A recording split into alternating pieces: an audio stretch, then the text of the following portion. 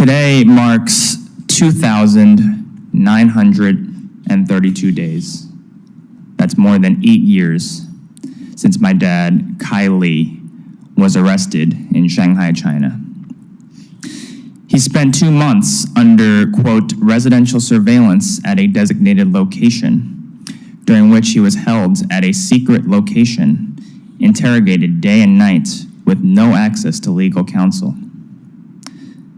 Then almost a year passed before he was subject to a closed-door trial, and another year went by before he was sentenced to 10 years in prison for stealing so-called state secrets, even though these alleged secrets can be freely found and searched on the internet, even in China. More than 3 years ago now, the United Nations Working Group on Arbitrary Detention issued a landmark decision calling for the release of my dad on the basis that his detention was in fact arbitrary.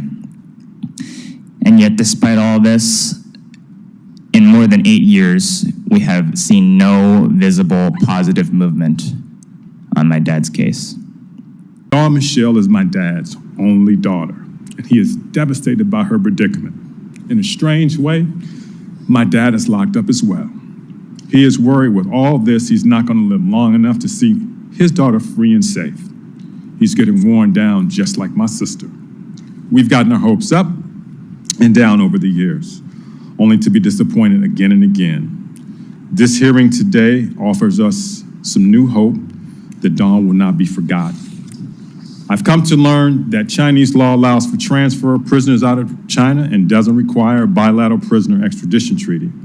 It is our hope that this mechanism can be used by the State Department to get Dawn Michelle out of prison, get her the medical care she so desperately needs, and get her back home. We're thankful to those who have helped us, but we often feel meaningful change is blocked at every turn. For example, Nelson is not considered a political prisoner or held unjust.